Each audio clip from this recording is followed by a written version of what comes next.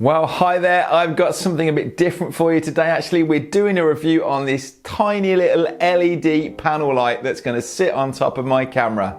Shall we see if it's any good?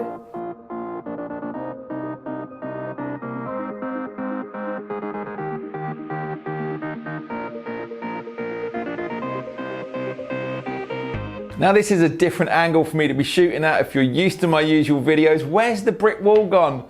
Don't worry, it's right there behind me. What's going on with this scene? All is going to be revealed. So I was asked by VIJIM whether I would review this light, and actually I thought, I don't know if I want a little light like that. What use is that? I'm used to having, bigger LED lights. Is this going to be any use? I'm not going to want to stick it on the top of my camera. Well, actually I thought I'll have a look at it and I'll do an honest review. I actually really love this thing. The controls on the back of it, as you can see, I turn this thing on and very nice little display on there. And straight away, I'm impressed with the quality of it. Just the dials that very clearly show me what to do. I can adjust up and down on here. The power level goes right down there to 5% and up to 100% on the power. It does take a bit of time to go from one extreme to the other, but hey, that's okay. I press it in and it takes me over to color temperature, and I can then adjust that one up and down the same way. Now I've got this one set at 5,000. That's what the other lights in the room here are set to.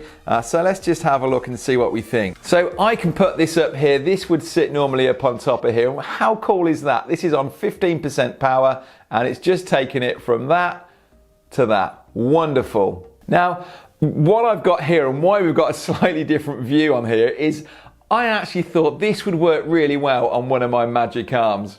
So let's screw that in, and instead of it sitting just on top of the camera here like everyone else is doing with it, I reckon we could stick this up high.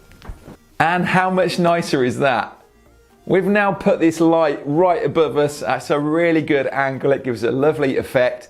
And as you can see, that's taking up no room, is it? And again, this is only on at the minute 15% power. So as I take that up, the intensity gets brighter. I can turn the settings down in this if I wanted to have a more dramatic effect.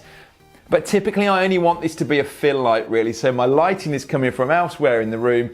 This one is just coming onto me and knocking out those shadows that are coming in from elsewhere. By me sticking it up high as well, it means that I could get away with having glasses on and you're not going to see it directly in the reflection there. So genuinely, I am really impressed with this light. Now, people sometimes say, we'll send you something through and, as long as you give us a 5-star review on the thing. And I said, I don't do that. That's definitely not my style. And I've said to people, if you want to send me some kit through, I will do a review on it, but I am not promising that it will be good. But this little thing is so cute. It feels really solid. It is really well made. It's like a little phone. And as you can see, I'm getting some great results out of it. So I'm absolutely going to be adding this to my equipment list that I recommend to the students of my Pro Video Academy. This is the kind of thing when I'm traveling that I could slip in a bag and it's really not taking up any room. I love that it's rechargeable rather than asking me to put batteries in that aren't going to last very long. Actually, I could use a battery pack and a cable and charge it that way if I wanted. The color goes from 3200 to 5600, so it can go from really warm to really cool, and that will allow me to match in with the settings in my camera and the settings of the other lights that I use typically around me. I actually found slightly by accident that it's magnetic as well, so it just latched onto the tripod. You could use it and mount it that way, or there is an accessory that comes with it so you can fit it onto the top of an existing light stand. Well, what I've been playing with it on is on top of a boom stand, a microphone boom stand, so that I can move it around and change the position of it. So as you can see, I've taken this off of here now. This could be mounted up on top of a light stand, but look at the different effect as that comes around, and you can actually see it's quite educational really to see where the shadows go. What kind of lighting do you like on there? I've got it up higher than I would have really, just to sort of let you see that effect there. That's the straight down the lens type effect, but to bring that up a bit just changes the shape of the light there. Or of course you could be using it back here. This could be an extra light that you're bringing in as a bit of a rim light behind you. One thing I did as well was to pull out some more of this tracing paper. I've used it for years. I've got reels of the stuff and I stick it over the fronts of my lights just to soften them down. And exactly the same thing can happen with these. Take that down to 5% there to get it nice and low. And I could just tape a bit of this over the front of it, and it takes, you know, that bright light, just diffuses it down even more. In fact, I've got to say, I got hold of, these are the Neewer soft boxes that are designed to fit over the front of their LED lights. And actually, silly as this sounds, if I pump this thing up, and this is where you notice it being slow, I'm not quite sure how I would fix it, but potentially, look, I can put this little light inside here and it's just made a softbox that works really, really well. I bet you didn't think of that, guys. Just need to think of a way to attach it. I'm sure with the magnets and stuff we could work out some kind of rig that would fix this to the back of it so we could have that on the front. Again, you know, this is a collapsible little softbox on here.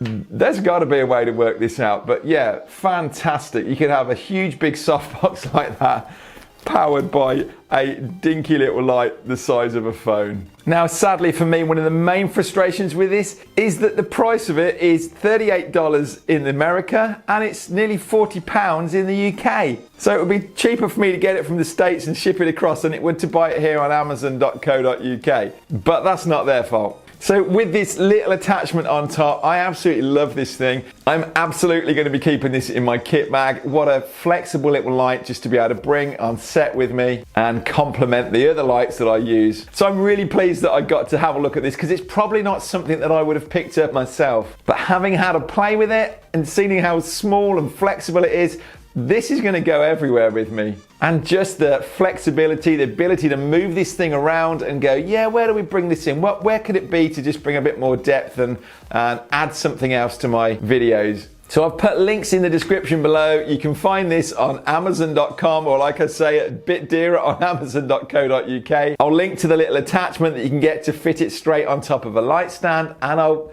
give you a link to one of these magic arms as well, which is how I'm going to be using it. Well, I hope you found that interesting. I've got links in the description below if you want to go and get one of these. And if you've got any questions or you want to know anything more about it, then pop me a question in the comments below and I'll get back to you. But as far as I'm concerned, absolutely, this thing gets a thumbs up from me.